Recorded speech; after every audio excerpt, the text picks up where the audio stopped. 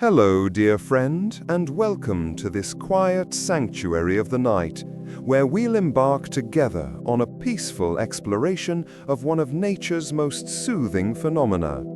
Take a moment now to settle yourself wherever you are, perhaps sinking a little deeper into your pillows, pulling that soft blanket up around your shoulders, or simply allowing your body to release the weight of the day with a gentle, satisfied sigh. Tonight, we'll wander together through 101 gentle facts about rain and clouds, those soft messengers of the sky that have been bringing comfort and life to our world for billions of years. We'll discover the intimate secrets of how tiny droplets of water begin their magical dance from earth to heaven and back again, painting the atmosphere in shades of silver and gray, creating the subtle symphonies that lull us to sleep and the fresh fragrances that awaken our senses to the beauty of the natural world. These are not merely scientific facts, but gentle stories whispered by the atmosphere itself. Tales of morning mist rising from quiet lakes, of cumulus clouds building like cotton castles in summer skies, of the soft percussion that raindrops make when they finally complete their long journey home to Earth. Each fact is like a small gift from the natural world, offered to help you find that peaceful place where sleep comes naturally and dreams flow as gently as streams after rain. If you find your eyelids growing heavy during our exploration, if you discover yourself drifting away on the rhythm of these words like leaves floating downstream, please know that this is absolutely perfect. The sky will continue keeping our story, spinning its ancient cycles of evaporation and condensation, whether you're here listening to every word or wandering in the soft landscape of sleep. There's no test at the end, no details you must remember. Just let these peaceful facts wash over you like the gentlest rain shower, soaking in whatever brings you comfort and letting the rest simply flow away. So close your eyes if you'd like, or let them remain softly open, gazing at nothing in particular.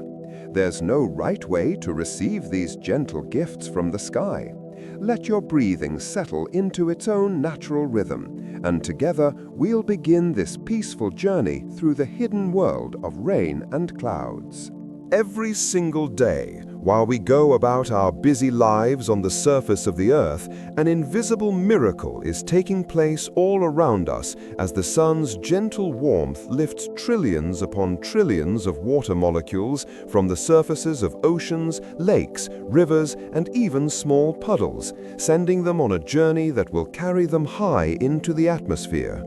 This process, called evaporation, happens so quietly and gradually that you'd never notice it occurring, yet it's one of the most powerful forces shaping our planet's weather patterns and climate systems.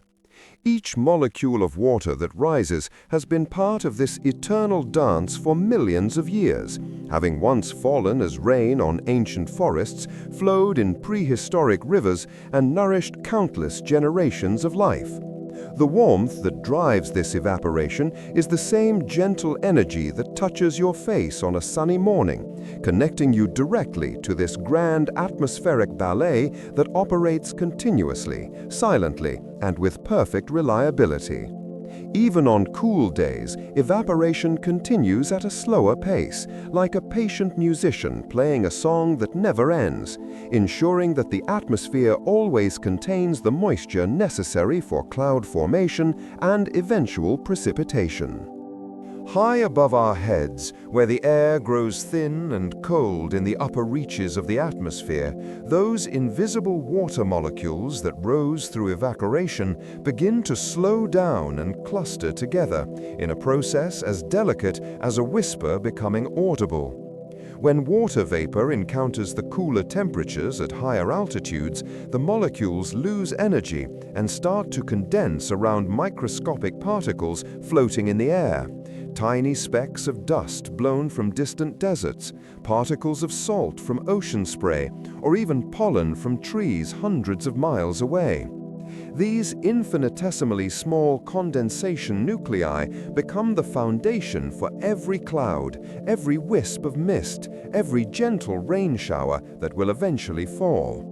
The transformation from invisible vapor to visible droplets happens gradually and peacefully, with billions of these microscopic spheres forming simultaneously in the cool upper air.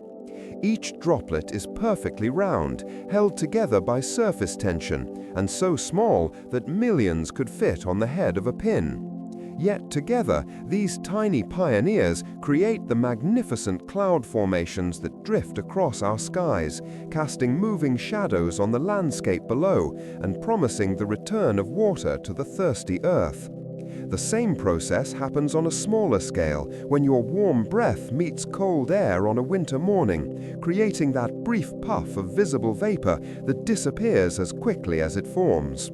Within the soft gray interior of a cloud, an intricate dance is taking place as millions of water droplets move slowly through the air currents, occasionally bumping into each other like dancers in an incredibly slow waltz. When two droplets touch, they join together through a process called coalescence, combining their water to create a single, larger drop that carries within it the stories of both original droplets. This gentle collision and merger continues throughout the cloud's lifetime, with smaller droplets gradually becoming part of larger ones in an endless process of gathering and growth. The air currents within the cloud carry these droplets up and down, giving them countless opportunities to meet and join with their neighbors as they swirl through the cloudy environment. Some droplets might collide and merge dozens of times before becoming large enough to begin falling toward Earth, while others might remain tiny throughout their entire time in the cloud.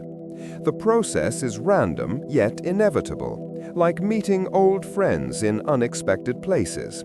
Each collision is a small reunion in the sky. As droplets grow larger through coalescence, they become heavier and begin to overcome the upward air currents that have been keeping them aloft, eventually reaching the point where gravity wins and they begin their gentle descent toward the surface. The delicate difference between gentle drizzle and a proper rain shower lies not in how the water falls, but in the size of the individual droplets that make up the precipitation, creating distinctly different experiences for anyone fortunate enough to be caught in either type of weather. Drizzle consists of drops that are smaller than 0.5 millimeter in diameter, so tiny they seem to hang in the air rather than fall, drifting downward with such gentleness that they barely disturb the surface of a puddle when they land. These microscopic spheres of water fall so slowly that they seem almost weightless, carried along by the slightest air currents, taking their time to complete their journey from cloud to ground. Rain showers, by contrast, are composed of larger droplets that have had more time and opportunity to grow through coalescence in their cloudy nursery. These drops, ranging from 0.5 millimeter to as large as 6 millimeters in diameter, fall with more purpose and create the familiar patter and splash sounds we associate with rainfall.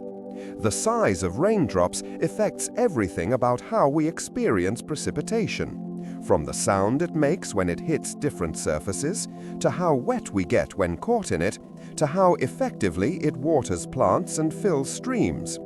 Drizzle creates a soft misting effect that can barely be heard, while larger raindrops produce that satisfying percussion on rooftops and leaves that many people find so comforting during quiet evenings. Mist and fog are like gentle cousins in the same atmospheric family, both created from countless tiny water droplets suspended in the air near the ground, yet each forming under slightly different circumstances that give them their own unique character and beauty. Mist typically forms when warm, moist air moves over cooler surfaces, such as when gentle breezes carry humid air across a cool lake in the early morning hours, or when warm rain falls on cool earth, creating that ethereal, rising vapor that transforms familiar landscapes into mysterious, dreamlike scenes. Fog, on the other hand, is essentially a cloud that has decided to rest at ground level,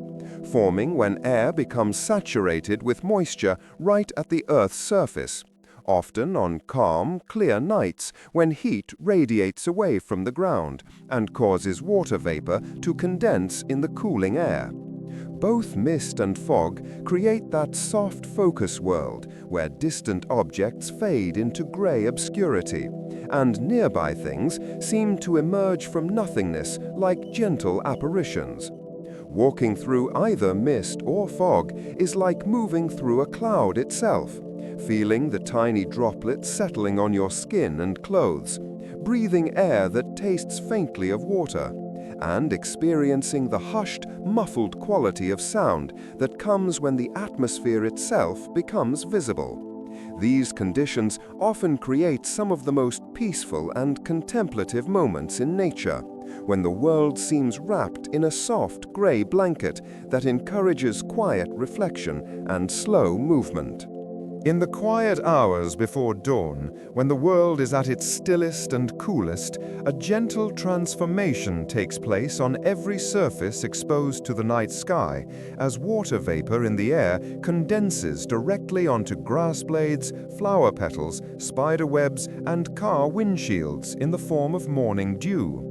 This process begins as the Earth radiates away the heat it absorbed during the day, causing surfaces to cool below the temperature of the surrounding air, creating the perfect conditions for water molecules to lose energy and condense directly onto these cool surfaces. Each droplet of dew is a small memory of the night, holding within it the coolness and stillness of those dark hours when the world rests and renews itself. The formation of dew requires just the right combination of conditions: clear skies that allow heat to radiate away efficiently, calm air that doesn't disturb the cooling process, and enough moisture in the atmosphere to provide the raw material for condensation. On perfect dew-forming nights, every blade of grass becomes adorned with these tiny jewels, creating landscapes that sparkle and shimmer with captured moisture. The amount of dew that forms can be surprising. On ideal nights, enough water can condense to equal a light rain shower, providing significant moisture for plants and small creatures that depend on this nightly gift from the atmosphere. As the sun rises and begins to warm the earth, the dew evaporates back into the air, completing yet another small cycle within the greater water cycle. The water cycle represents nature's most enduring lullaby, a rhythm that has been playing continuously for billions of years without pause, creating the fundamental heartbeat that sustains all life on our planet through an endless, soothing pattern of rising and falling, gathering and releasing. This ancient dance connects every raindrop that has ever fallen with every raindrop that will fall in the future, creating an unbroken chain of moisture movement that spans geological time and links us to the deep history of our world. The water molecules that currently rest in clouds above your head might have once been part of the great ice sheets that covered North America during the last ice age. Or they might have fallen as tropical rain in prehistoric jungles that no longer exist. Or they might have flowed in the mighty rivers that carved the Grand Canyon grain by grain over millions of years. Tonight, as you rest, this same eternal cycle continues its patient work. Water evaporating from warm ocean surfaces thousands of miles away, rising into the atmosphere, where it will travel on wind currents across continents, eventually condensing into clouds that will release their moisture as gentle rain on forests and fields in sleeping towns.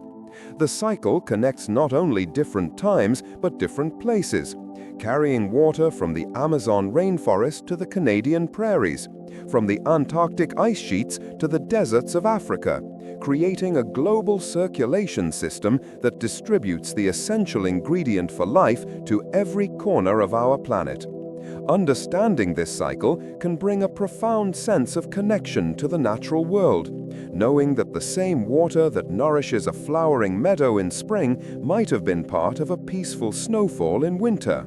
Throughout the daylight hours, especially during the warm months when the sun's energy is most intense, plants around the world participate in their own version of the water cycle through a process called transpiration, releasing water vapor from their leaves into the atmosphere in quantities that might surprise you with their scale and importance.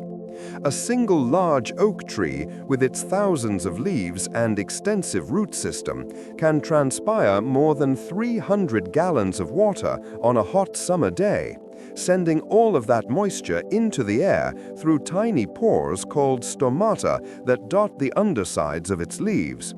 This process serves multiple purposes for the plant. It helps transport nutrients from the roots to the leaves, it cools the plant through evaporative cooling, and it creates the pressure differences that allow plants to draw water up from deep in the soil. But transpiration also plays a crucial role in the broader water cycle, adding significant amounts of moisture to the atmosphere that will eventually condense into clouds and fall as precipitation elsewhere. Forests, grasslands, and crop fields become massive, living contributors to atmospheric moisture, creating their own microclimates and influencing weather patterns in ways that scientists are still discovering. The Amazon rainforest, for example, generates so much moisture through transpiration that it essentially creates its own weather system, with much of the rain that falls in the forest's interior originally evaporated from trees hundreds of miles away. Even your houseplants participate in this process, releasing small amounts of water vapor into your home's air and contributing to indoor humidity levels that can make your living space more comfortable. When winter settles over much of the northern hemisphere, the water cycle takes on a different character as precipitation transforms from liquid rain into the intricate crystalline structures we call snow. Each flake beginning its life in clouds just like rain, but undergoing a magical transformation when it encounters temperatures below freezing. Snow begins as water droplets that condense around microscopic particles in the atmosphere, but when these droplets encounter sub-freezing temperatures, they undergo a remarkable change into ice crystals. Each snowflake begins as a simple hexagonal structure, but as it falls through varying temperatures and humidity levels within the cloud, it develops into increasingly complex and beautiful patterns that reflect the unique atmospheric conditions it encounters. The six-sided symmetry of snow crystals reflects the hexagonal structure of ice at the molecular level, but the specific shape each flake develops depends on the exact temperature and humidity conditions it experiences during its formation and descent. Temperature variations of just a few degrees can mean the difference between needle-like crystals, broad plates, or elaborate dendritic formations that look like tiny works of art. No two snowflakes are exactly alike because each one follows a slightly different path through the cloud, experiencing a unique combination of temperature and humidity that shapes its final form. When billions of these unique crystals accumulate on the ground, they create the white blanket we call snow, but each individual crystal retains its distinctive form until it eventually melts and returns to the liquid phase of the water cycle. Perhaps the most humbling realization about the water cycle is that the water you see falling as rain outside your window tonight, or gathering in cloud above your head, or flowing in nearby streams, is the same water that has been cycling through our planet's systems for billions of years, creating connections across vast spans of time that link today's gentle shower with the very origins of life on Earth.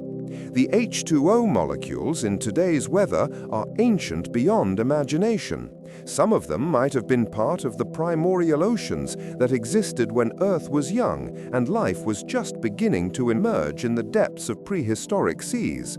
They might have been locked in ice during the multiple ice ages that shaped our planet's geography. Or they might have fallen as rain on the vast forests that eventually became coal deposits. Or they might have been absorbed by dinosaurs drinking from Mesozoic rivers 100 million years ago. Water is patient and eternal, constantly changing its form and location but never disappearing, never being created or destroyed, simply moving through an endless series of transformations that connect every era of Earth's history. The rain that nourished the first flowering plants carries the same molecular signature as the rain that falls on modern cities. The clouds that brought water to ancient civilizations were made of the same fundamental substance as the clouds drifting overhead tonight. This continuity creates a profound connection between past and present, between all life that has ever existed and all life that exists now, reminding us that when we drink a glass of water, we're consuming molecules that have been part of clouds and rivers and living creatures throughout the entire history of our planet. Cumulus clouds represent the joyful extroverts of the sky, appearing on pleasant days when the sun has warmed the earth enough to send columns of warm, moist air bubbling upward through the cooler atmosphere above in a process that creates some of the most recognizable and beloved cloud formations in nature's repertoire.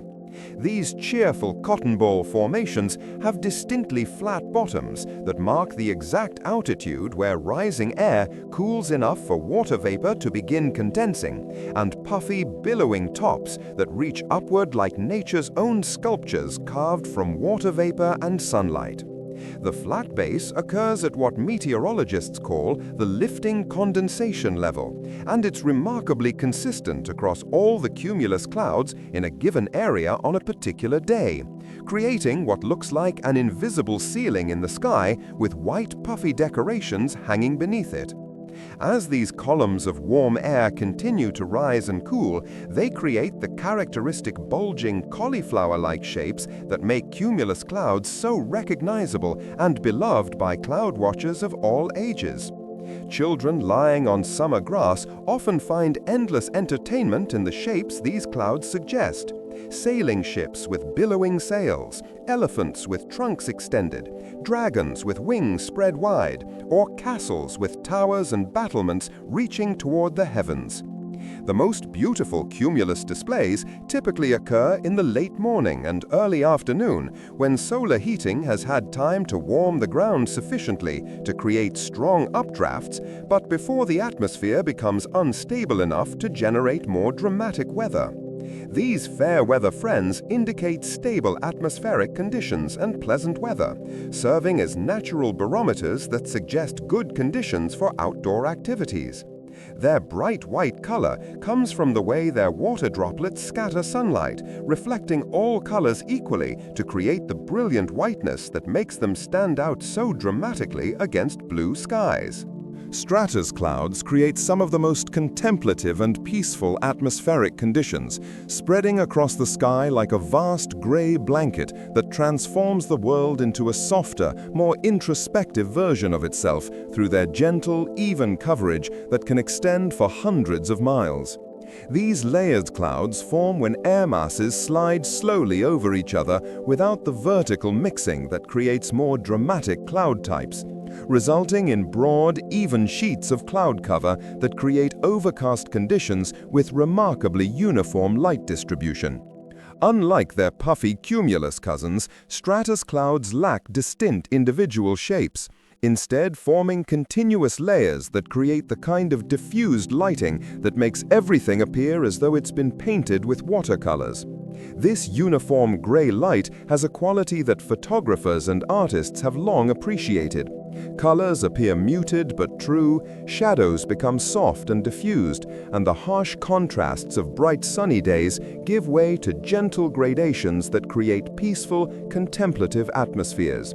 The word stratus comes from the Latin word for layered or spread out, which perfectly describes how these clouds blanket the sky in sheets rather than individual formations. Stratus clouds typically form during stable weather conditions when there's little vertical air movement, often developing overnight as the Earth's surface cools and moisture in the lower atmosphere condenses into these broad layers. They can persist for hours or even days, creating those peaceful gray periods that invite introspection, indoor activities, and the kind of quiet contemplation that comes naturally when the world outside takes on a muted, dreamlike quality. The precipitation from stratus clouds, when it occurs, tends to be light and steady, gentle drizzle that might continue for hours, creating the perfect background for reading, writing, or simply watching the world through rain-spotted windows while feeling grateful for shelter and warmth. High above the lower weather systems, where the air is thin, cold, and swept by powerful jet stream winds, cirrus clouds stretch across the sky like delicate brushstrokes painted with ice crystals and sunlight, in formations that seem to capture the very essence of atmospheric grace and beauty. These wispy, ethereal formations exist in the uppermost regions of the troposphere, typically at altitudes between 20,000 and 40,000 feet, where temperatures are always well below freezing and the available moisture condenses directly into ice rather than liquid water droplets. Cirrus clouds are composed entirely of ice crystals, many of them so small and sparse that you can see blue sky clearly through even well-developed cirrus formations, creating delicate veils of white that seem to float in the high atmosphere like gossamer curtains moved by celestial breezes. Their characteristic feathery appearance comes from the way these ice crystals are arranged by the high-altitude winds, often being stretched into long flowing streamers that can extend for hundreds of miles across the sky, in patterns that demonstrate the invisible rivers of air flowing through the upper atmosphere. The name cirrus comes from the Latin word for curl of hair, which captures the way these clouds often appear to flow and curve through the upper atmosphere, like strands of white hair blown by an invisible cosmic breeze. These high-altitude clouds often serve as harbingers of changing weather, typically appearing 24 to 48 hours before the arrival of weather fronts and storm systems, making them valuable natural weather predictors for those who know how to read their subtle messages. The ice crystals in cirrus clouds interact with sunlight in fascinating ways, sometimes creating optical phenomena like sundogs, halos, and other atmospheric displays that add extra beauty to their already stunning appearance. Despite their seemingly delicate nature, cirrus clouds can persist for hours or even days, slowly shifting and evolving as they're sculpted by the high-altitude winds that shape them into ever-changing works of atmospheric art. Nimbostratus clouds are the gentle, dependable providers of the sky, creating those soft gray days when precipitation falls steadily and quietly for hours at a time, nourishing the earth with patient, soaking rain or snow that demonstrates nature's most nurturing and consistent approach to delivering life-giving moisture. These thick, layered clouds typically develop when warm, moist air is gradually lifted over cooler air masses, creating broad areas of cloud cover that can extend for hundreds of miles and persist for many hours or even days, ensuring that the precipitation they produce is both widespread and sustained. The prefix nimbo means rain-bearing, and these clouds live up to their name by producing some of the most beneficial and gentle precipitation patterns nature offers, delivering steady moisture that soaks deeply into soil without causing erosion or flooding. Unlike the brief, intense downpours that can come from thunderstorms, nimbostratus clouds provide the kind of steady, moderate precipitation that farmers love, the kind that fills aquifers and streams gradually while giving plants the sustained moisture they need for healthy growth. The rain from nimbostratus clouds tends to be remarkably consistent in intensity, falling at a steady rate that creates that soothing, rhythmic sound on rooftops and leaves that many people find deeply relaxing and conducive to peaceful indoor activities. These clouds create an intimate, cozy atmosphere that seems to wrap the world in gray softness, making indoor spaces feel more welcoming and encouraging activities like reading, crafting, cooking, or simply sitting by a window watching the gentle precipitation while feeling grateful for shelter and warmth. The light that filters through nimbostratus cloud cover is diffused and even, creating conditions that reduce shadows and harsh contrasts while maintaining enough brightness for most outdoor activities, though the overcast conditions naturally encourage quieter, more contemplative pursuits. Birds often continue their normal activities during nimbostratus weather, and many plants seem to visibly perk up as they receive the sustained moisture these clouds provide, creating a sense of natural contentment and renewal that extends throughout the entire ecosystem. Altocumulus clouds create some of the sky's most beautiful and artistic displays, forming in the middle levels of the atmosphere, where they arrange themselves into patterns that can look like scales on a vast fish, ripples on a cosmic pond, or patches of cotton arranged in orderly rows across the heavens in formations that demonstrate nature's inherent sense of design and proportion. These mid-level clouds typically form at altitudes between 6,500 and 20,000 feet, where they encounter wind patterns and temperature variations that shape them into the distinctive patches and bands that make them so visually striking and photographically appealing. The individual cloud elements in altocumulus formations are larger and more distinct than those in their high-altitude cousin cirrocumulus, but smaller and more numerous than the low-level cumulus clouds, creating formations that have their own unique character and aesthetic appeal.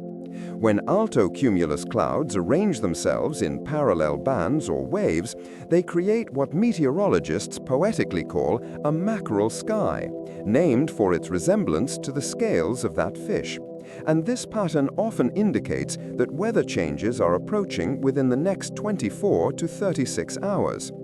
The gray and white shading in altocumulus clouds creates beautiful contrast patterns that shift and change as the sun moves across the sky, casting moving shadows on the landscape below and creating ever-changing displays of light and shadow that make these clouds particularly popular subjects for photography and artistic appreciation.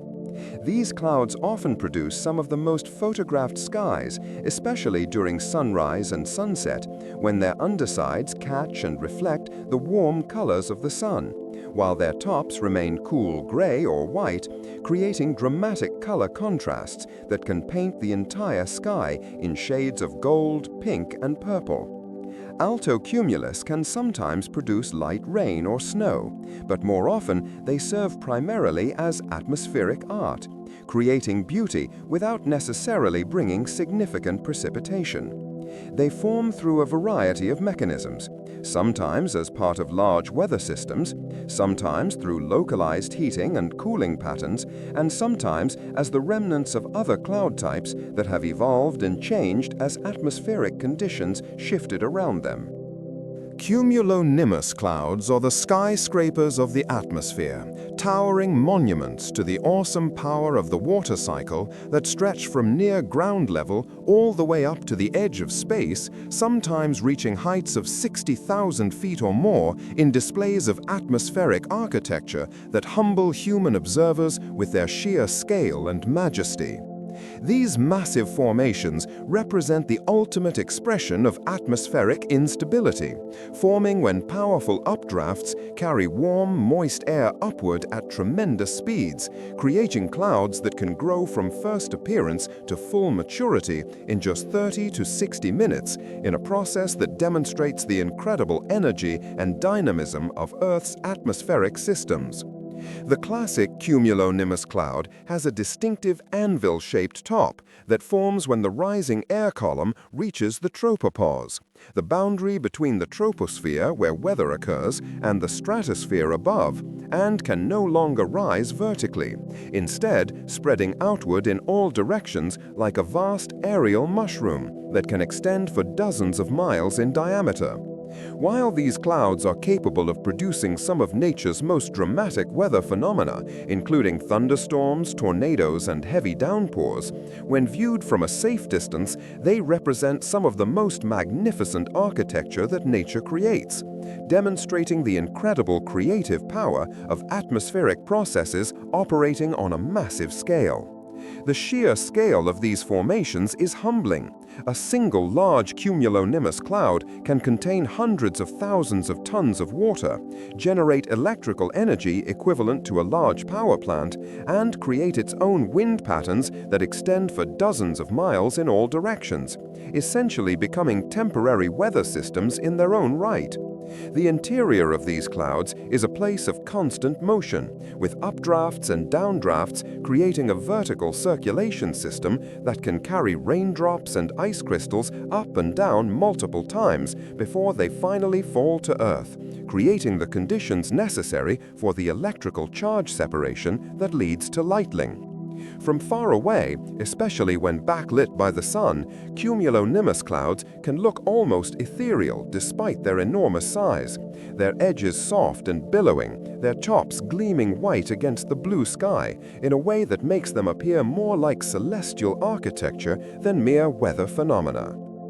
Lenticular clouds represent some of nature's most mysteriously beautiful cloud formations, appearing near mountains and ridges as smooth, lens-shaped formations that remain stationary even in strong winds, looking so perfectly sculpted that they seem almost artificial and have earned their nickname as UFO clouds due to their otherworldly appearance and precise geometric forms.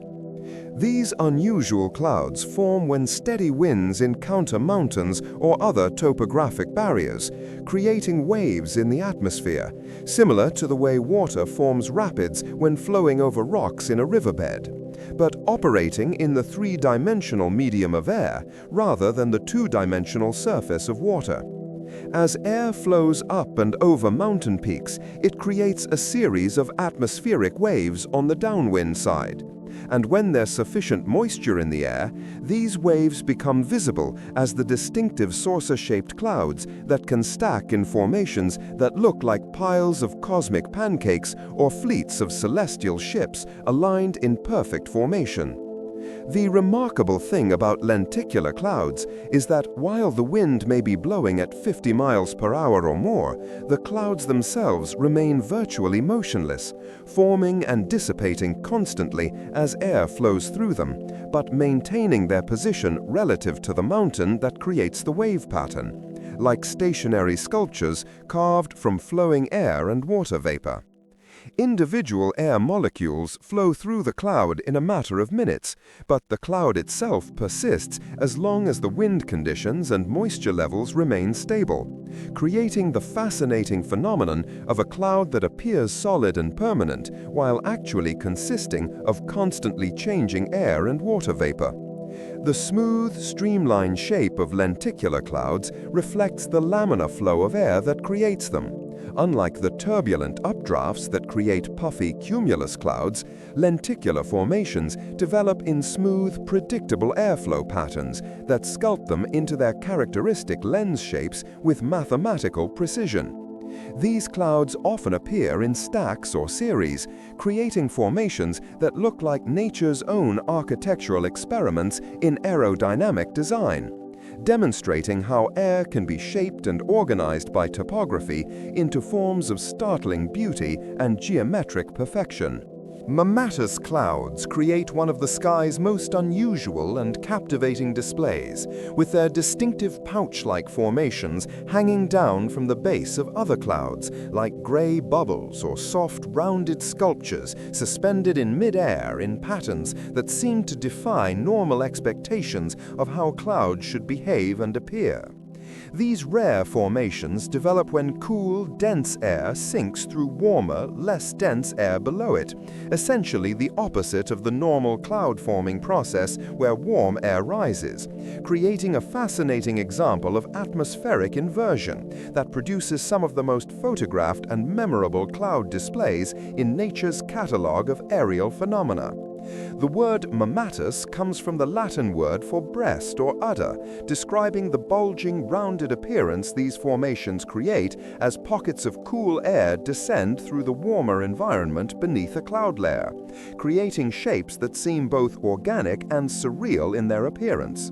The formation of mammatus requires very specific atmospheric conditions that don't occur frequently, making these clouds relatively rare and always noteworthy when they appear, often drawing crowds of photographers and cloud enthusiasts who recognize the special nature of these atmospheric displays. The descending air creates the bulging pouches as it sinks and warms, with each individual mammatus formation typically lasting 10 to 15 minutes before dissipating, though the overall display can continue for an hour or more as new pouches form while others fade away, in a constantly changing exhibition of atmospheric sculpture. Despite their sometimes ominous appearance, mammatus clouds are completely harmless and actually indicate that the severe weather activity that may have formed them is weakening rather than intensifying, making them something like nature's way of signaling that dramatic weather is coming to an end. The visual effect of mammatus displays can be breathtaking, especially when the clouds are backlit by the sun or appear against a dramatic sky background, creating formations that look almost like they're melting or dripping from the sky above in slow motion. Each mammatus display is unique, with the size, shape, and duration of the individual pouches depending on the specific temperature and moisture conditions present in the atmosphere at the time of formation, ensuring that no two mammatus events are exactly alike in their appearance or behavior. Asperitas clouds represent one of the newest officially recognized cloud types, having been formally classified only recently after decades of weather enthusiasts and photographers capturing images of these dramatic wave-like formations that seem to roll across the sky like ocean swells viewed from underwater in patterns that demonstrate the atmosphere's capacity for creating new and surprising forms of beauty. The name asperitas comes from the Latin word for roughness, which perfectly captures the turbulent, undulating appearance these clouds create as they form patterns that seem to flow and pulse with hypnotic, rhythmic motion that can mesmerize observers fortunate enough to witness these relatively rare atmospheric displays. These formations develop when different layers of air with varying temperatures and humidity levels create instabilities that manifest as dramatic, undulating patterns, often stretching across large areas of sky and creating some of the most dynamic and visually striking cloud displays in nature's ever-expanding repertoire of atmospheric art forms. The wave-like structure of asperitas clouds results from atmospheric gravity waves, disturbances in the atmosphere similar to ripples on a pond, but occurring in three-dimensional air masses rather than on flat water surfaces, creating complex patterns of alternating high and low pressure that become visible when moisture in the air condenses along the wave fronts. These atmospheric waves can be triggered by various factors, including mountains, weather fronts, or even the jet stream. And when conditions are right, they become visible as the spectacular rolling patterns that characterize asperitas formations and make them among the most sought-after subjects for cloud photography and atmospheric documentation. The clouds often appear dark and dramatic from below, with the wave patterns creating an almost liquid appearance that seems to flow across the sky in slow motion, giving observers the sensation of looking up through water at waves passing overhead, an illusion enhanced by the way light and shadow play across the undulating surfaces. However, despite their sometimes ominous appearance, asperitas clouds typically don't produce severe weather and are more of a visual phenomenon than a precipitation-producing system, representing nature's capacity for creating pure atmospheric theater without necessarily accompanying dramatic weather events. Every cloud, regardless of its type, size, or appearance, represents one of nature's most remarkable magic tricks: the transformation of invisible water vapor into visible, seemingly solid formations that float through the sky while actually consisting mostly of empty space with tiny water droplets or ice crystals dispersed throughout in concentrations so sparse that the visible cloud contains less water than you might expect from its impressive appearance.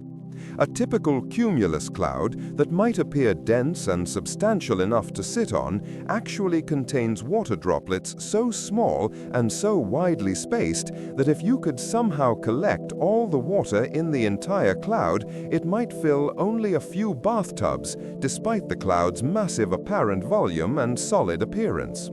The droplets themselves are microscopic, typically measuring between 5 and 20 micrometers in diameter, so small that millions of them could fit in a space the size of a marble. And these tiny spheres are separated by relatively vast distances in atmospheric terms, with each droplet surrounded by empty airspace that's proportionally much larger than the droplet itself.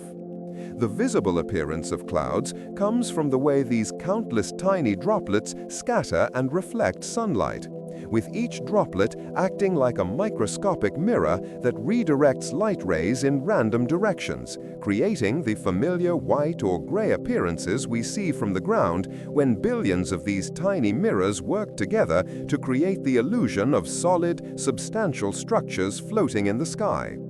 This is why aircraft can fly through most clouds without experiencing anything more than light turbulence and perhaps some moisture on the windows. They're essentially flying through a collection of tiny water droplets suspended in normal air, navigating through what amounts to a very dilute suspension of water in the atmosphere. The formation and persistence of clouds depends on a delicate balance between the forces trying to keep the droplets suspended in the air and the force of gravity trying to pull them down to Earth, with the droplets remaining aloft as long as they stay small enough and the air currents are sufficient to support them, but beginning their journey back to Earth as precipitation when they grow large enough through coalescence or when the supporting air currents weaken. The popular image of raindrops as teardrop-shaped objects falling from the sky is one of those charming misconceptions that art and cartoons have embedded in our collective imagination. But the reality of raindrop shapes is actually much more fascinating and complex than the simple teardrop form suggests, revealing the elegant physics of how water behaves when falling through air under the influence of competing forces. Small raindrops, those under about 2 millimeters in diameter, are nearly perfect spheres held together by surface tension, the molecular force that causes water to naturally form the most compact shape possible, minimizing the surface area for a given volume of water and creating these tiny liquid pearls that fall through the air like microscopic ball bearings. These small spheres maintain their round form because surface tension is stronger than the deforming effects of air resistance at their size, creating perfectly spherical droplets that demonstrate the fundamental tendency of liquids to assume the shape that requires the least energy to maintain. As raindrops grow larger through the coalescence process in clouds, they begin to encounter more air resistance during their fall, which starts to deform their originally perfect spherical shape in ways that reveal the complex interaction between fluid dynamics and atmospheric physics. Drops in the 2 to 5 millimeter range take on a slightly flattened appearance, becoming somewhat oval-shaped, with the flattening occurring on the bottom surface, where they encounter the most air resistance during their descent through the atmosphere. The largest raindrops, those approaching 6 millimeters in diameter, develop a distinctive shape that resembles a hamburger bun more than a teardrop, with a flattened bottom and a rounded, bulging top that results from the complex interaction between surface tension trying to maintain a spherical form and air resistance pushing upward against the bottom of the drop as it falls through the increasingly dense air at lower altitudes. The teardrop shape that we associate with falling water actually occurs only in very specific circumstances. When a drop is forming at the end of a surface, like water dripping from a faucet or hanging from a leaf, the elongation occurs due to the competing forces of surface tension and gravity, pulling the water downward while adhesion holds it to the surface. But once the drop detaches and begins falling freely through the air, it immediately rounds out into the more aerodynamically stable shapes described above. The teardrop shape that we associate with falling water actually occurs only in very specific circumstances. When a drop is forming at the end of a surface, like water dripping from a faucet or hanging from a leaf, the elongation occurs due to the competing forces of surface tension and gravity pulling the water downward, while adhesion holds it to the surface. But once the drop detaches and begins falling freely through the air, it immediately rounds out into the more aerodynamically stable shapes described above. The growth of raindrops from microscopic cloud droplets to the fat, splashing drops that hit sidewalks and leaves is a fascinating process of collision and collection that occurs within the dynamic environment of a cloud, where millions of water droplets of different sizes move through complex patterns of air currents and pressure zones in a choreographed dance of atmospheric physics. This process begins with the tiny droplets that first form when water vapor condenses around microscopic particles in the atmosphere. These initial droplets are incredibly small, typically just a few micrometers in diameter, and would take hours to fall from a typical cloud height if they fell individually without interacting with other droplets or air currents. However, within the cloud environment, these droplets don't remain isolated. They're caught up in the churning air currents that constantly mix and circulate the cloud's contents, creating countless opportunities for droplets to encounter and merge with one another through a process that combines random motion with inevitable collision dynamics. When two droplets collide, they don't bounce off each other like solid balls. Instead, they coalesce, combining their water content to form a single larger drop that carries within it the combined history of all the smaller droplets that contributed to its formation. This process is somewhat random, but inevitable given the high concentration of droplets within a cloud and the constant motion that brings them into contact with one another through the complex three-dimensional mixing patterns that characterize active cloud environments. Larger droplets are more efficient collectors than smaller ones because their greater size makes them more likely to intercept smaller droplets in their path, and their larger mass gives them more momentum to continue moving through the cloud environment, creating a snowball effect where successful droplets get progressively larger and more efficient at collecting additional water, while smaller droplets that don't encounter collision partners may remain suspended in the cloud for much longer periods. As droplets grow through this collision coalescence process, they begin to fall faster through the cloud, which increases their chances of encountering and collecting even more smaller droplets on their way down, creating a positive feedback loop that accelerates the growth process for droplets that have already begun to increase in size. The efficiency of this collection process depends on several factors, including the concentration of droplets in the cloud, the strength of air currents, the temperature, which affects droplet mobility, and the electrical charges that can develop on droplets and influence whether they attract or repel each other during potential collision encounters. Every falling raindrop, regardless of its size or the height from which it falls, eventually reaches what physicists call terminal velocity. The speed at which the downward pull of gravity is perfectly balanced by the upward resistance of air, creating a state of equilibrium where the drop no longer accelerates but falls at a constant, stable speed that depends on the drop's size, shape, and the density of the air through which it's falling. This concept might seem complicated, but it explains why raindrops don't constantly speed up as they fall from great heights, and why we can stand in a rain shower without being injured by drops that may have fallen from clouds thousands of feet above us, demonstrating how atmospheric physics creates natural safety limits on precipitation intensity. For most raindrops, terminal velocity ranges between 9 and 20 miles per hour, which is much slower than you might intuitively expect for objects falling from such great heights. And this relatively gentle falling speed has profound implications for how rain interacts with the environment and affects everything it touches. The exact terminal velocity depends on the size and shape of the raindrop. Smaller drops fall more slowly because their greater surface area relative to their mass means air resistance affects them more strongly, while larger drops fall faster because their greater mass overcomes air resistance more effectively. Though even the largest stable raindrops reach terminal velocities that are quite moderate compared to what we might expect from objects falling from such heights. This relatively gentle falling speed has profound implications for how rain interacts with the environment, allowing precipitation to nourish rather than damage the ecosystems it encounters. If raindrops fell much faster, they would cause significant damage to leaves, flowers, and other delicate plant parts, making rain showers painful rather than refreshing for people caught in them, and potentially compacting soil rather than allowing gentle infiltration.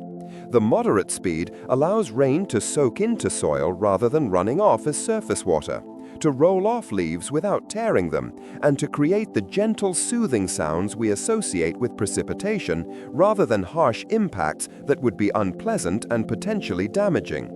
Terminal velocity also explains why raindrops break apart when they become too large. Drops larger than about 6 millimeters in diameter become unstable due to air resistance and tend to split into smaller drops that can maintain more stable shapes during their fall, creating natural limits on raindrop size that help maintain the gentle character of most precipitation. The physics of terminal velocity creates natural constraints that ensure the water cycle delivers its life-giving moisture in a form that nourishes rather than destroys the ecosystems it serves. If raindrops fell much faster, they would cause significant damage to leaves, flowers, and other delicate plant parts, making rain showers painful rather than refreshing for people caught in them, and potentially compacting soil rather than allowing gentle infiltration. The moderate speed allows rain to soak into soil rather than running off as surface water, to roll off leaves without tearing them, and to create the gentle, soothing sounds we associate with precipitation rather than harsh impacts that would be unpleasant and potentially damaging. Terminal velocity also explains why raindrops break apart when they become too large. Drops larger than about 6 millimeters in diameter become unstable due to air resistance and tend to split into smaller drops that can maintain more stable shapes during their fall, creating natural limits on raindrop size that help maintain the gentle character of most precipitation. The physics of terminal velocity creates natural constraints that ensure the water cycle delivers its life-giving moisture in a form that nourishes rather than destroys the ecosystems it serves. The distinction between drizzle and rain involves much more than just the intensity or amount of precipitation. It's fundamentally about the size of the individual water drops that make up the precipitation. And this difference in drop size affects everything from how the precipitation sounds and feels to how effectively it waters plants and contributes to water resources in ways that demonstrate the importance of understanding the physical characteristics of different types of precipitation. Drizzle consists of drops smaller than 0.5 millimeters in diameter, so tiny that they seem to hang in the air rather than fall decisively toward the ground. creating a form of precipitation that appears to drift downward like airborne mist rather than following the more direct trajectories we associate with conventional rainfall. These microscopic droplets fall so slowly, typically at speeds of less than 7 feet per second, that they appear to float horizontally in even the slightest breeze, often seeming to move more sideways than downward as air currents carry them along their gentle descent toward the Earth's surface. The small size of drizzle drops means they have a very high surface area relative to their volume, which makes them prone to evaporation during their descent. Many drizzle drops actually disappear back into water vapor before reaching the ground, especially in dry climates or during warm weather when the air between cloud and surface has low humidity levels. Raindrops, by contrast, are defined as precipitation consisting of drops larger than 0.5 millimeters in diameter, with the largest stable raindrops reaching up to 6 millimeters before air resistance causes them to break apart into smaller drops that can maintain stable shapes during their fall through the atmosphere. These larger drops fall with much more purpose and momentum, typically reaching the ground intact and creating the familiar splashing and pattering sounds we associate with rainfall, demonstrating the direct relationship between drop size and the acoustic signature of precipitation. The formation mechanism for drizzle versus rain also differs significantly. Drizzle typically forms in relatively stable atmospheric conditions, where gentle lifting creates thin layers of clouds that produce fine droplets, while rain usually requires more dynamic atmospheric processes that allow droplets more time and opportunity to grow through collision and coalescence in the more active environment of deeper, more vertically developed clouds. The practical effects of this size difference are significant in terms of water resource management and ecosystem impacts. Drizzle tends to wet surfaces very gradually and evenly, but doesn't penetrate deeply into soil or provide substantial water for plants, while raindrops carry enough water and momentum to soak effectively into the ground and provide meaningful irrigation for vegetation and groundwater recharge.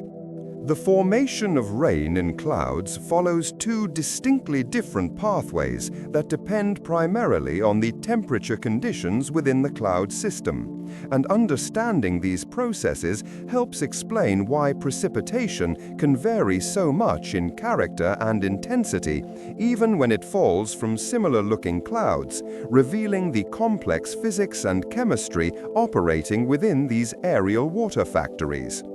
The warm rain process occurs primarily in tropical and subtropical regions where clouds exist entirely above freezing temperatures, typically in environments where the entire vertical extent of the cloud remains warmer than 32 degrees Fahrenheit or 0 degrees C throughout the precipitation formation process.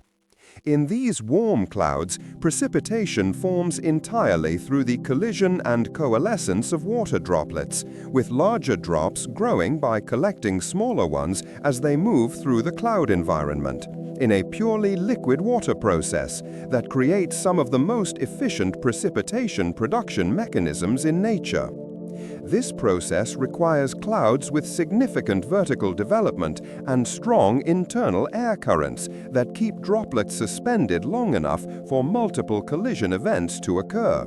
allowing sufficient time for the growth process that transforms microscopic cloud droplets into raindrops large enough to overcome updrafts and begin falling toward the surface. The drops that eventually fall as warm rain began as liquid water in the cloud and remain liquid throughout their journey to the ground, often producing the heavy, tropical downpours characteristic of summer thunderstorms in warm climates where high temperatures and abundant moisture create ideal conditions for rapid droplet growth. The cold rain process, which is more common in temperate regions and during cooler seasons, involves clouds that extend through temperatures both above and below freezing, creating what meteorologists call mixed-phase clouds, where ice and liquid water coexist in complex interactions that can produce very efficient precipitation formation. In these systems, precipitation often begins as ice crystals or snowflakes in the sub-freezing portions of the cloud, then melts as it falls through warmer air layers closer to the ground, creating a process that can be more efficient at producing precipitation than the warm rain process, because ice crystals can grow by collecting both water droplets and other ice particles. The initial freezing process can trigger rapid growth that creates substantial precipitation particles, and the transition from ice to liquid water as the precipitation falls through the melting level often contributes to the formation of larger raindrops, as multiple ice crystals melt and combine during their descent through the warmer air layers near the surface. Both processes can occur simultaneously in the same cloud system, with different parts of the cloud producing precipitation through different mechanisms depending on local temperature conditions, creating the complex variety of precipitation types and intensities that characterize weather systems in different climates and seasons. One of the most ethereal and beautiful phenomena in meteorology occurs when you can see rain falling from a cloud but watch it disappear into thin air before reaching the ground, creating ghostly curtains of precipitation that hang beneath clouds like nature's own falling veils in a display that demonstrates the complex interactions between precipitation and atmospheric conditions. This phenomenon, called virga, happens when raindrops or ice crystals begin falling from a cloud but encounter dry air layers below the cloud base, causing them to evaporate or sublimate completely during their descent through air that is literally thirsty enough to drink up the falling precipitation before it can reach the surface. The word virga comes from Latin meaning twig or branch, which aptly describes the streaky, wispy appearance these precipitation shafts create as they extend downward from cloud bases before fading away into invisibility, in a process that can be both beautiful and somewhat melancholy to observe. Virga is most commonly seen in arid and semi-arid regions where the air near the ground contains very little moisture, creating atmospheric conditions that can completely consume falling precipitation through evaporation. But it can also occur in other climates when atmospheric conditions create layers of very dry air beneath precipitation-producing clouds. The visual effect is both beautiful and slightly haunting, as you can clearly see the rain or snow falling in distinct shafts or curtains, but watch it gradually become thinner and more translucent before disappearing entirely into the thirsty air below, creating the impression of precipitation that never quite completes its journey from sky to earth. The formation of virga requires specific atmospheric conditions. There must be sufficient moisture at cloud level to produce precipitation, but the air between the cloud base and the ground must be dry enough to cause rapid evaporation of the falling droplets or ice crystals, often created by temperature gradients, where warmer, drier air exists below cooler, more humid air at cloud level. Temperature gradients also play a role, as warmer air can hold more moisture than cooler air, so precipitation falling from a cool cloud into warmer, dry air below is particularly prone to evaporation during its descent, creating the conditions necessary for virga formation. Virga can occur with various types of clouds, from light rain shafts extending below cumulus clouds to snow virga falling from higher altitude clouds in winter conditions. And while it may not deliver moisture to the ground directly, it does contribute to atmospheric humidity in the layers where evaporation occurs. And the cooling effect of this evaporation can sometimes trigger additional cloud development or contribute to local weather changes. When raindrops complete their journey from cloud to earth and strike the surface of a still pond, lake, or any body of calm water, they create one of nature's most perfect and mesmerizing displays of physics in action, generating concentric ripples that spread outward in mathematically precise circles from the point of impact, in patterns that demonstrate fundamental principles of wave propagation and energy transfer. Each raindrop acts like a tiny stone thrown into the water, transferring its kinetic energy to the water surface and creating waves that propagate outward at predictable speeds and distances that depend on the size and velocity of the original raindrop, as well as the physical properties of the water surface it strikes. The size and characteristics of these ripples depend on several factors: the size and velocity of the raindrop, the depth and temperature of the water, and the surface tension of the water itself, all of which interact to create the specific pattern of waves that spread from each impact point. Larger raindrops create larger initial ripples with greater amplitude and longer-lasting wave trains, while smaller drops produce more delicate ring patterns that may travel shorter distances before dissipating, creating a natural correlation between precipitation intensity and the resulting surface wave patterns. The spacing between successive ripple rings is determined by the wavelength of the waves created by the initial impact, which in turn depends on the energy transferred by the falling drop, creating mathematical relationships that govern the visual patterns we observe when rain strikes water surfaces.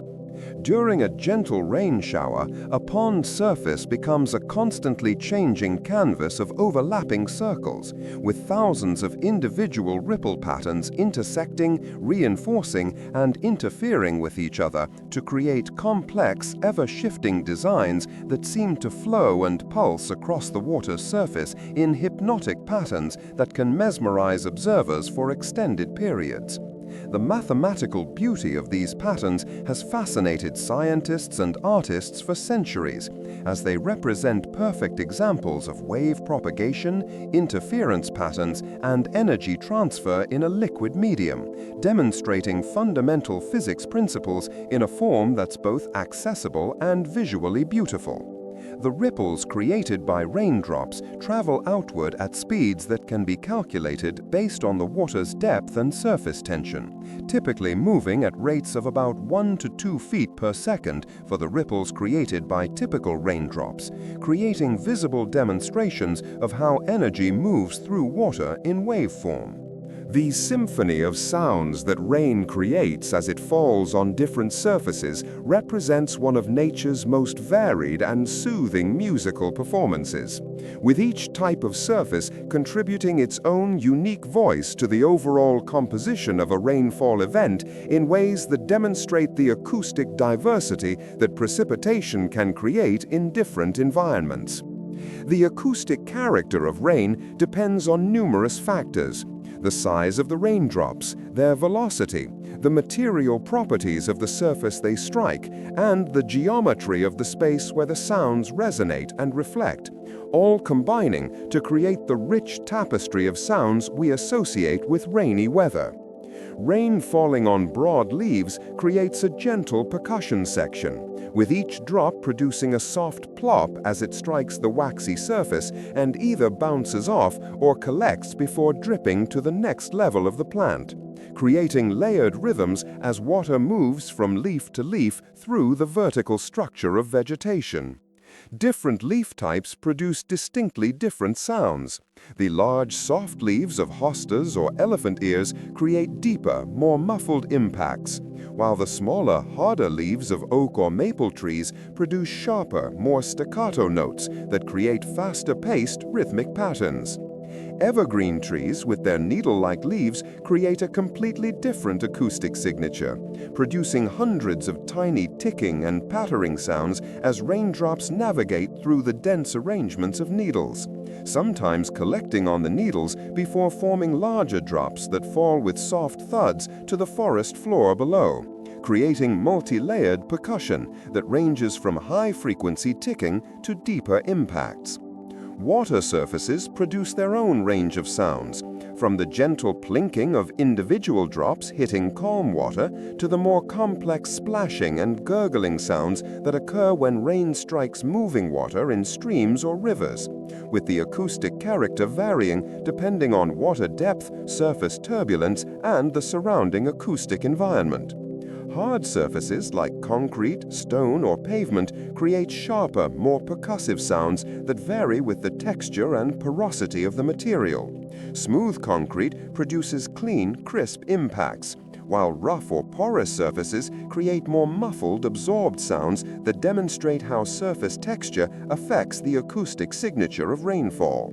Rooftops contribute some of the most recognizable and comforting rain sounds, with the acoustic character varying dramatically depending on the roofing material. Metal roofs create bright, ringing percussion that can range from gentle patter to dramatic drumming depending on the intensity of the rainfall, while tile roofs produce mellower, more resonant sounds, and shingled roofs create softer, more absorbed acoustic signatures that many people find particularly soothing for sleep and relaxation. In forest ecosystems, the journey of rainwater from sky to soil becomes a complex, multi-stage process that can take hours or even days to complete, as precipitation is intercepted, stored, and gradually released by the multiple layers of vegetation that make up the forest canopy in a natural water management system that demonstrates the sophisticated ways that ecosystems have evolved to capture and utilize precipitation.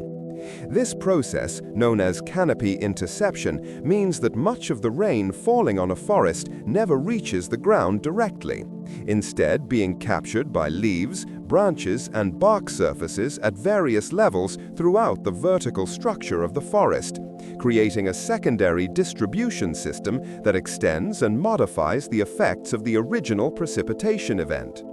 The uppermost canopy layer, consisting of the crowns of the tallest trees, intercepts the initial rainfall and may capture anywhere from 10% to 40% of the total precipitation, depending on factors such as the intensity of the rainfall, the density of the foliage, and the species of trees involved, with some forest types being much more efficient at intercepting precipitation than others. Some of this intercepted water evaporates directly back into the atmosphere without ever reaching the ground, contributing to the humidity and microclimate within the forest environment, while also returning moisture to the atmosphere through a process that helps maintain local and regional humidity levels. However, much of the intercepted water gradually drips from leaf to leaf and branch to branch, creating a secondary rainfall within the forest that can continue for hours after the original precipitation has ended, extending the duration of moisture availability and creating the distinctive acoustic signature of post-rain forest environments. This canopy drip creates its own unique sound patterns within the forest, producing a gentle, continuous patter that provides a natural soundtrack long after the sky has cleared above the treetops, creating peaceful acoustic environments that many people find particularly restful and meditative. The understory layers of shrubs and smaller trees create additional interception opportunities, further slowing and redirecting the water's journey toward the forest floor in a multi-stage process that maximizes the forest's ability to capture and utilize precipitation while creating complex spatial patterns of moisture availability. This multi-layered interception system serves several important ecological functions. It reduces the impact velocity of raindrops, preventing soil erosion and compaction. It distributes water more evenly across the forest floor, both spatially and temporally. It maintains higher humidity levels within the forest microclimate, and it provides extended moisture availability for epiphytic plants throughout the forest's vertical structure. Hidden within the rocks beneath our feet lies a remarkable record of ancient rainstorms, preserved for hundreds of millions of years in the form of fossilized raindrop impressions that provide direct evidence of precipitation patterns from eras long before human civilization, before the dinosaurs, even before complex life had evolved on land, creating tangible connections between today's gentle showers and the atmospheric processes that operated on our planet billions of years ago. These tiny circular fossils, known as raindrop impressions or raindrop imprints, form when raindrops strike soft sediment surfaces such as mud, fine sand, or clay, during periods when these surfaces are exposed to the atmosphere, creating small crater-like depressions that can be preserved if conditions are right for rapid burial and subsequent fossilization. The impact of each raindrop creates a small crater-like depression in the soft surface, and if conditions are just right, if the sediment is then quickly covered by additional layers of material before wind or water can erase the impressions, these tiny impact craters can be preserved in the geological record as the sediment gradually turns to stone over millions of years of geological processes. The study of these fossilized raindrops has provided scientists with fascinating insights into ancient climate conditions, atmospheric density, and even the size of raindrops in prehistoric times, allowing researchers to reconstruct aspects of ancient weather systems using the physical evidence left by individual precipitation events.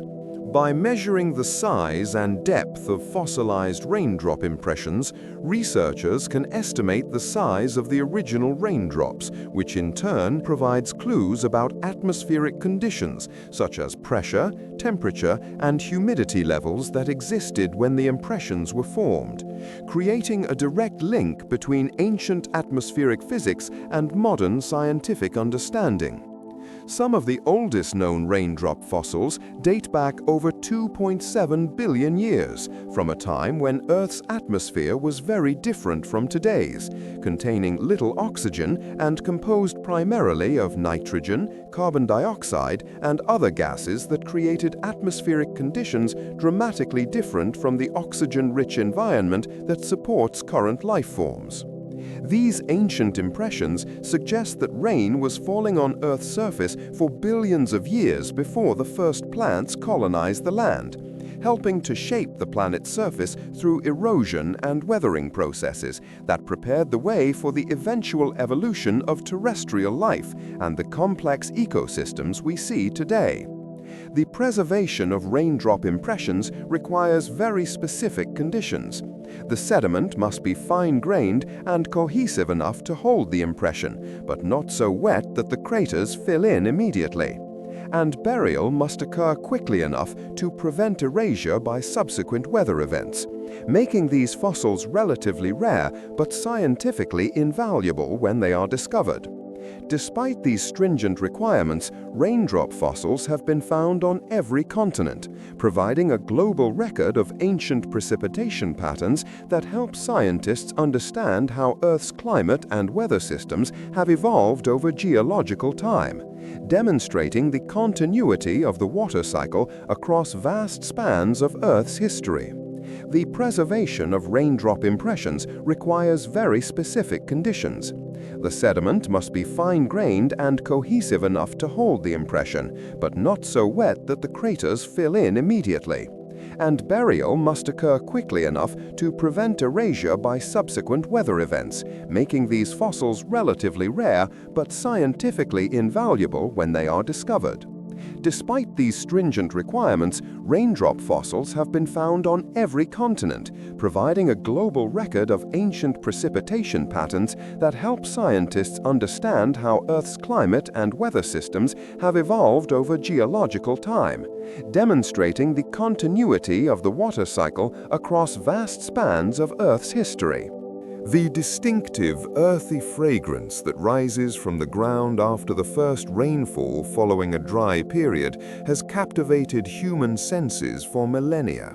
And in 1964, Australian researchers Isabel Joy Baer and Richard Grenfell Thomas gave this beloved scent a name as beautiful as the phenomenon itself: petrichor, a word that combines the Greek terms petra, meaning stone, and ichor, the fluid that flowed in the veins of the gods in ancient mythology. This poetic etymology perfectly captures the almost mystical quality of the scent that seems to rise from the earth itself when raindrops strike dry soil after an extended dry period, creating an olfactory experience that triggers powerful emotional responses and memories in people around the world. Petrichor represents a complex bouquet of aromatic compounds that are released when rainwater interacts with dry earth, creating what many people consider one of nature's most pleasant and evocative fragrances, a scent that can instantly transport us to memories of childhood summers, peaceful moments in gardens, or the profound relief that comes with droughts. The scent triggers profound emotional responses in many people, often evoking memories of specific places and times, demonstrating the powerful connection between our olfactory sense and our emotional memory centers, and providing a direct sensory link to some of life's most peaceful and restorative moments. The intensity of petrichor varies depending on factors such as soil type, the length of the preceding dry period, humidity levels, and temperature, but it's most pronounced when light to moderate rain falls on very dry ground that has been baked by sun and heat for an extended period, creating optimal conditions for the release of accumulated aromatic compounds. Clay-rich soils tend to produce particularly strong petrichor because they retain oils and organic compounds more effectively than sandy soils, creating a richer repository of aromatic materials to be released when moisture finally arrives after long dry spells. The primary chemical component responsible for petrichor's distinctive earthy aroma is a remarkable organic compound called geosmin, produced by soil-dwelling bacteria known as actinomycetes, microscopic organisms that play crucial roles in decomposing organic matter and recycling nutrients in terrestrial ecosystems while creating one of nature's most recognizable and beloved fragrances. These bacteria produce geosmin as a metabolic byproduct during their life cycles, and when they die, the compound becomes trapped in dry soil particles where it can remain stable for extended periods, waiting for the right conditions to be released into the air where humans can detect and appreciate its distinctive earthy character. The chemical name, geosmin, literally means earth smell in Greek, reflecting its role as the signature scent of soil and earth, and demonstrating how scientific nomenclature sometimes captures the poetic essence of natural phenomena in ways that connect technical understanding with human sensory experience. What makes geosmin particularly fascinating from a sensory perspective is that humans possess an extraordinarily acute sensitivity to this compound. Our noses can detect geosmin at concentrations as low as 5 parts per trillion, making it one of the most detectable natural odors in our sensory repertoire, and suggesting possible evolutionary advantages to being able to detect this earth scent. This sensitivity is so extreme that we can smell geosmin at concentrations thousands of times lower than many other aromatic compounds, indicating that the ability to detect this earth scent may have provided important environmental information to our ancestors, perhaps helping them locate water sources, fertile soil, or areas where recent rainfall had occurred. When raindrops strike soil containing geosmin, they release the compound into the air, where it can be detected and appreciated by anyone in the vicinity, creating those moments of olfactory pleasure that many people associate with the arrival of beneficial rain after dry periods. The intensity of geosmin release depends on factors such as soil moisture content, temperature, and the concentration of actinomycetes present in the soil, with different soil types supporting different populations of these bacteria and therefore producing varying intensities and subtle variations in the petrichor experience. The acoustic landscape created by rain falling on vegetation represents one of nature's most complex and beautiful musical performances, with each type of plant contributing its own distinctive voice to create symphonies that can range from subtle whispers to elaborate crescendos, depending on the intensity of the precipitation and the diversity of plant life present in the environment. Broad-leafed plants such as hostas, elephant ears, or large deciduous trees create the bass section of rain's natural orchestra, producing deeper, more resonant sounds when raindrops strike their substantial surface areas, with the waxy coating on many large leaves causing raindrops to create distinct plop sounds as they hit and either bounce off or gather before rolling to the leaf's edge and dripping to lower levels. The size and thickness of leaves dramatically affects the acoustic quality. Thin leaves may produce sharper, more brittle sounds, while thick, succulent leaves create more muffled, absorbed impacts that contribute to the overall acoustic texture of rainfall in different environments. Trees with compound leaves, like ash or walnut trees, create more complex rhythmic patterns as raindrops navigate through the multiple leaflets, sometimes striking several small surfaces in quick succession to create rapid-fire percussion effects that add intricate detail to the overall soundscape. Evergreen trees and conifers produce entirely different acoustic signatures, with their needle-like leaves creating thousands of tiny, ticking, pattering, and clicking sounds as raindrops work their way through the dense arrangements of needles, creating acoustic textures that can vary dramatically even within a single evergreen tree, as different needle lengths, densities, and arrangements create variations in pitch and rhythm throughout the tree structure. Pine needles tend to create softer, more muffled sounds due to their waxy coating and flexible nature, while spruce or fir needles may produce sharper, more metallic sounds due to their stiffer structure and different surface properties. The three-dimensional nature of plant canopies adds complexity to these acoustic patterns, as raindrops falling through multiple layers of vegetation create layered sound effects, with drops hitting upper leaves, then secondary leaves, then finally reaching the ground in a cascading sequence of different acoustic signatures that create rich, temporally complex soundscapes. The sound of rain falling on rooftops has become one of civilization's most universal and beloved acoustic experiences, creating what audio engineers and sleep specialists recognize as an ideal form of pink noise that provides optimal conditions for relaxation, meditation, and sleep through its naturally occurring frequency distribution and rhythmic characteristics. Pink noise differs from the more familiar white noise in that it contains more energy in the lower frequencies, creating a deeper, more natural sound profile that closely matches the acoustic patterns humans evolved with over millions of years in natural environments, making it inherently more soothing and less fatiguing to listen to for extended periods. The steady, rhythmic percussion of raindrops on roofing materials creates a consistent auditory backdrop that effectively masks other sounds, while providing a soothing, repetitive pattern that helps synchronize brain waves and promote relaxation, creating natural conditions that support the transition from wakefulness to sleep. The acoustic character of rain on rooftops varies dramatically depending on the roofing material, with each type creating its own distinctive musical signature that can range from gentle whispers to dramatic percussion depending on the material properties and architectural design.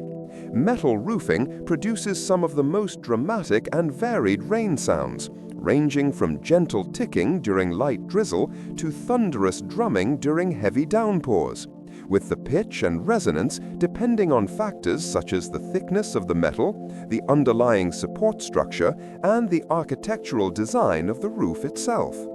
Clay tile roofs create mellower, more resonant sounds, with a distinctive hollow quality that reflects the ceramic material's acoustic properties, while the curved shape of many clay tiles can create interesting acoustic effects as raindrops hit different parts of the tile surface and roll into the curved sections.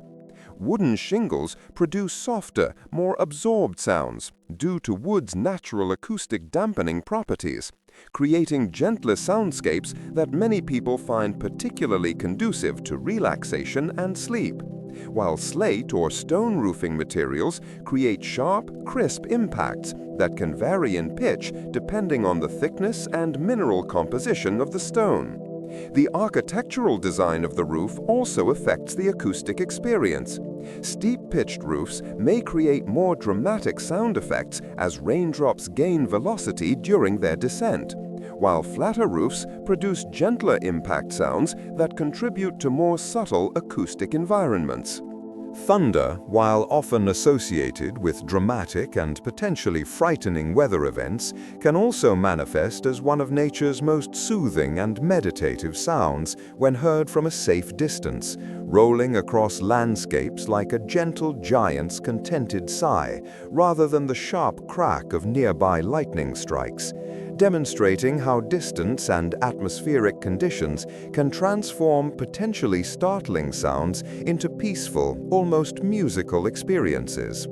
The character of thunder depends entirely on distance, atmospheric conditions, and the terrain over which the sound waves travel, creating a spectrum of acoustic experiences that ranges from startling immediacy to peaceful, almost hypnotic resonance that can contribute to relaxation and contemplative states of mind.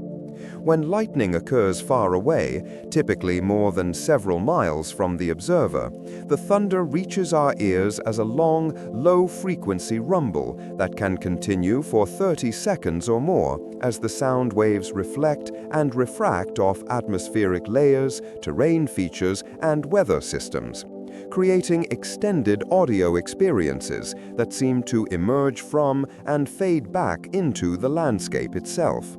This distant thunder loses the sharp, crackling components that characterize close lightning strikes, instead becoming a deep, rolling sound that seems to have more in common with natural phenomena like ocean waves or wind through mountains than with the explosive electrical processes that create it. The low-frequency nature of distant thunder allows it to travel much farther than higher-pitched sounds, which is why you can sometimes hear thunder from storms that are so far away they're beyond the visual horizon, creating the mysterious experience of hearing weather that can't be seen. The rolling, continuous quality of distant thunder results from the extended length of lightning channels, which can stretch for several miles through the atmosphere. As the sound waves from different parts of the lightning stroke reach the observer at slightly different times, they blend together to create the characteristic rumbling effect that can seem to move across the sky in slow, majestic waves. Atmospheric conditions play a significant role in shaping thunder's acoustic character, with factors such as temperature gradients, humidity levels, and wind patterns affecting how sound waves propagate through the air, sometimes creating acoustic focusing effects that make distant thunder sound closer than it actually is, or scattering effects that disperse and soften the sound in ways that enhance its meditative qualities.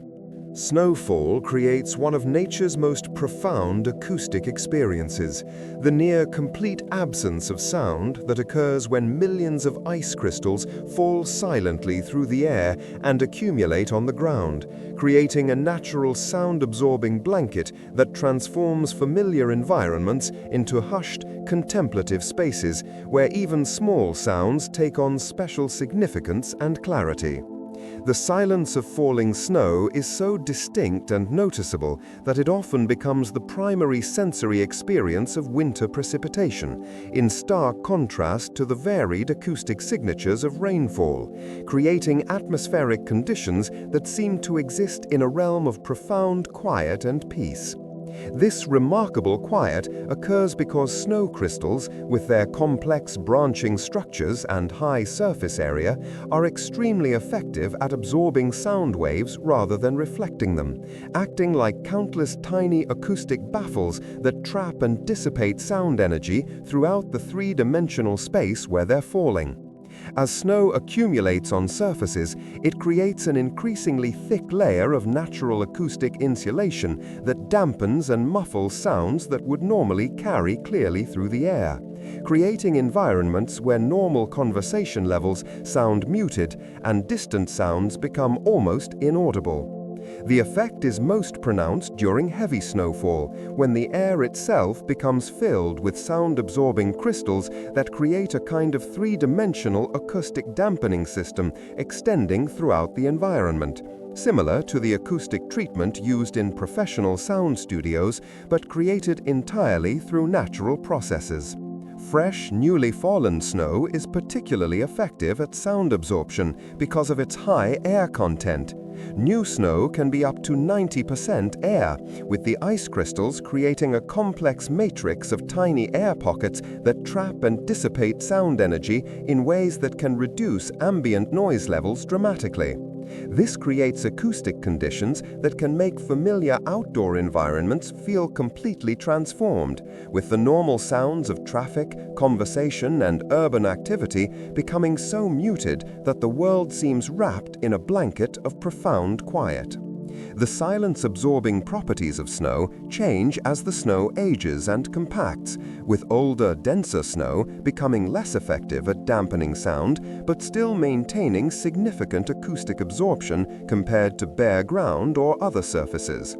The silence of snowfall often enhances other subtle sounds that might normally be masked by ambient noise: the gentle whisper of snow crystals brushing against each other, the occasional soft thud of snow falling from overloaded tree branches, or the muffled sounds of footsteps on snow-covered paths, creating acoustic environments that encourage careful listening and present opportunities for meditative attention to subtle environmental sounds. The sensation of high humidity in the air, which often accompanies rainy weather and precipitation events, creates a distinctive tactile experience that many people find comforting and embracing. As moisture-rich air interacts with our skin and respiratory systems in ways that can enhance comfort and relaxation, while providing natural relief from the drying effects of low humidity environments. When humidity levels rise, typically to 60% or higher, the air begins to feel noticeably different against exposed skin, taking on a soft, almost velvety quality that some people describe as feeling like a gentle, invisible embrace that wraps around the body in a way that can be both physically and psychologically comforting. This sensation occurs because humid air contains significantly more water vapor than dry air, and this additional moisture interacts with the natural moisture on our skin to create different thermal and tactile sensations that can enhance our sense of physical comfort and well-being. The evaporation of moisture from our skin, which normally provides cooling through evaporation, slows down in humid conditions because the air is already saturated with water vapor and cannot absorb moisture as readily from our bodies, creating a feeling of warmth and softness that many people find pleasant and comforting, especially during cooler weather when the humidity helps the air feel less sharp or dry. High humidity also affects our respiratory experience, often making breathing feel easier and more comfortable for many people, particularly those who suffer from dry air irritation or respiratory conditions that are aggravated by low moisture levels. The increased moisture content in humid air helps keep nasal passages and throat tissues hydrated, reducing irritation and making each breath feel softer and more satisfying. which is why many people report sleeping better during periods of higher humidity, and why humidifiers are often recommended for bedroom use in dry climates or during winter months when indoor heating systems reduce air moisture.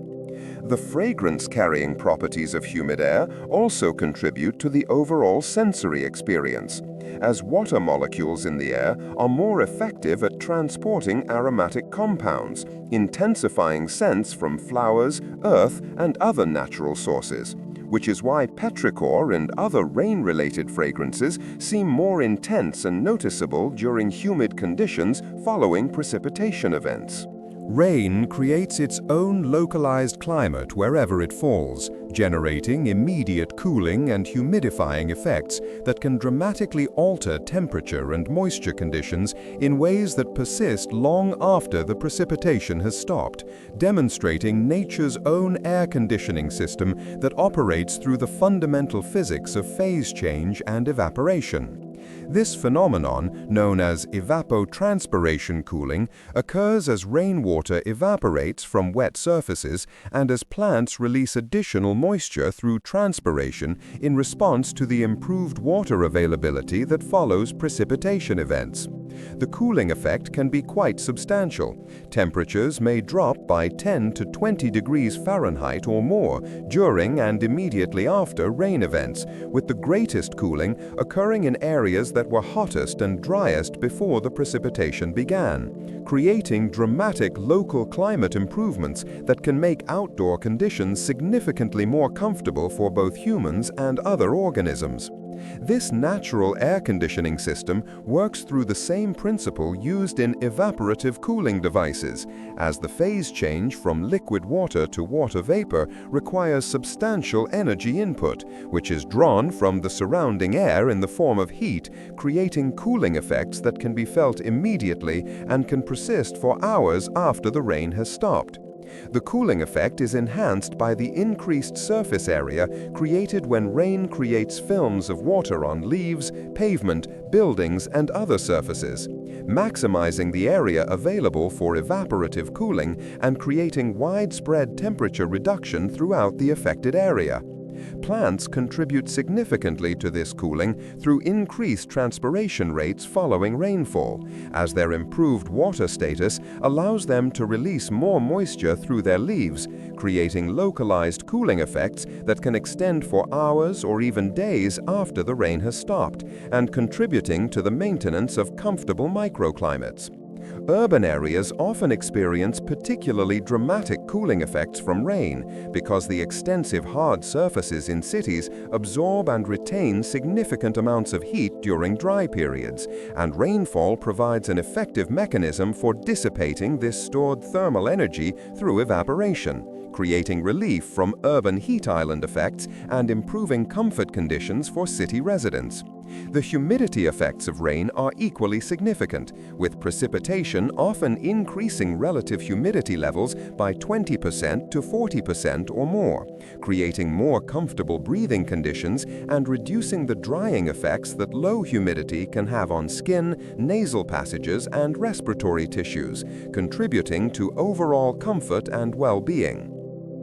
The acoustic landscape created by different intensities of rainfall represents one of nature's most varied and emotionally evocative sound environments, with the character and volume of rain sounds changing dramatically as precipitation intensity increases from barely audible drizzle to heavy downpours that create their own rushing, enveloping acoustic environments that can mask other sounds and create private auditory spaces. Light drizzle produces what might be called the whisper level of precipitation sounds, barely audible impacts that create an almost subliminal audio backdrop, like static from a very distant radio station or the gentle susurrus of leaves rustling in a barely perceptible breeze. creating atmospheric conditions that many people find deeply relaxing without being consciously aware of the sound source. These subtle sounds often exist at the threshold of conscious perception, creating conditions that can influence mood and relaxation levels without demanding active attention, making them ideal natural background sounds for activities requiring concentration or relaxation.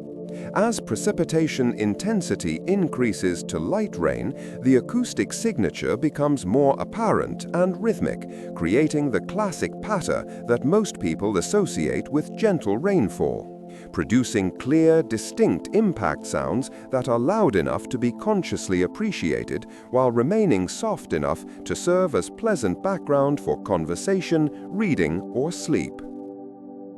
The individual raindrop impacts become audible as discrete events while blending together to create steady rhythmic patterns that many people find meditative and soothing, providing natural white noise that can help mask distracting environmental sounds while creating peaceful acoustic environments.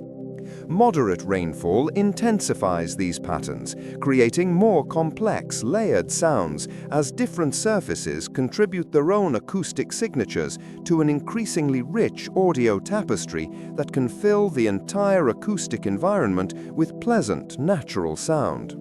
At this level, the sound of rain becomes more immersive and enveloping, beginning to mask other environmental sounds and creating the sense of being enclosed in a private acoustic environment that separates indoor spaces from the outside world. Heavy rainfall transforms the acoustic experience entirely, creating rushing, flowing sounds that can mask normal conversation and create dramatic audio environments that demonstrate the power and intensity of natural weather systems. The individual raindrop impacts merge into continuous flows of sound that resemble waterfalls, rushing streams, or even distant highway traffic, but with the organic, natural quality that distinguishes weather sounds from mechanical noise, creating acoustic experiences that can be both exciting and deeply peaceful depending on the listener's perspective and circumstances. Morning mist and fog create natural aromatherapy environments that intensify and distribute the fragrances of the natural world in ways that clear air cannot match, acting like nature's own essential oil diffusers as the tiny water droplets suspended in the air capture, concentrate, and transport aromatic molecules from flowers, leaves, soil, and other organic sources throughout the environment.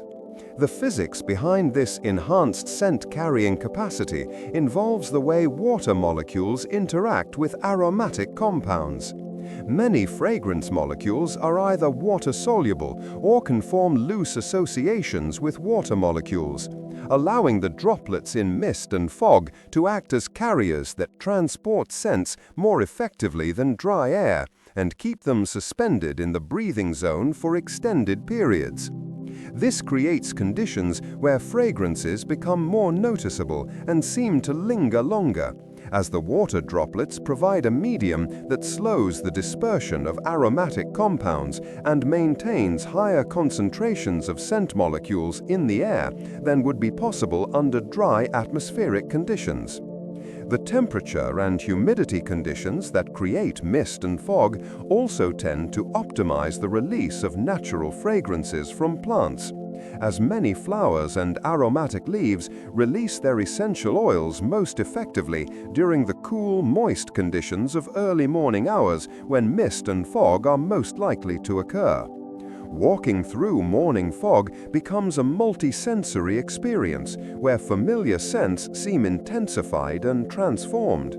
The fragrance of flowering trees becomes more penetrating and complex. The earthy smell of soil and decomposing leaves becomes richer and more nuanced, and even the green, chlorophyll-rich scents of grass and foliage seem more vivid and immediate than they would be under clear air conditions. Different types of landscapes create distinctly different aromatic profiles in foggy conditions. Coastal fog often carries the briny, mineral scents of seawater mixed with the fragrances of salt-tolerant plants. Forest fog concentrates the complex mixture of tree oils, fungal spores, and decomposing organic matter that creates the distinctive forest smell that many people find deeply comforting and restorative.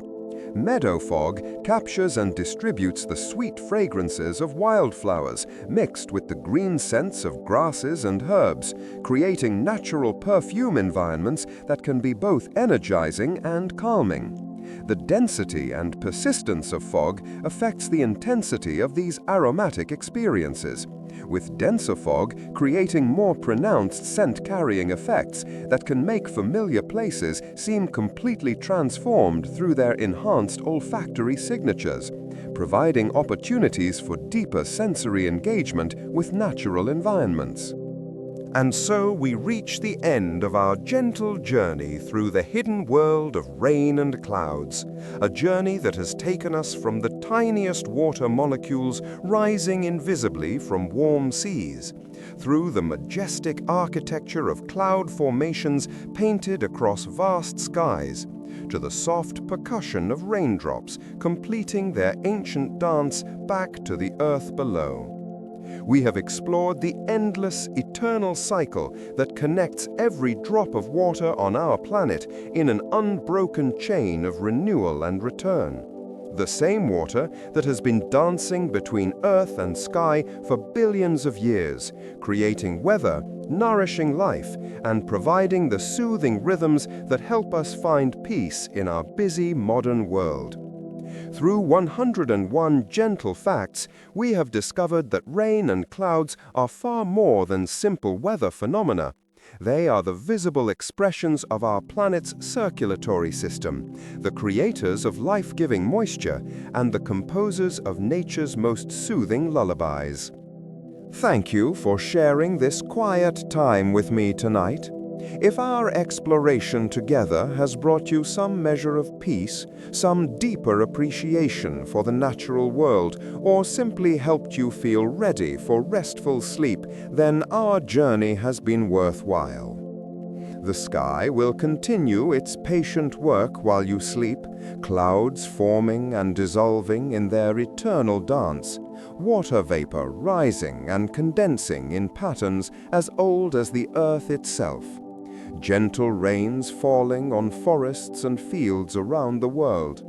You are part of this beautiful, endless cycle, connected to every raindrop and every cloud through the simple act of breathing the same atmosphere that wraps our entire planet in its soft, protective embrace.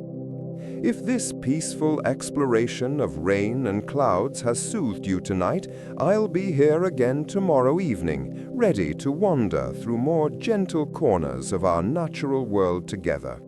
Sweet dreams, dear friend. May your rest be as peaceful as morning mist rising from quiet waters, as gentle as the softest drizzle on summer leaves, and as restorative as the earth after a perfect rain.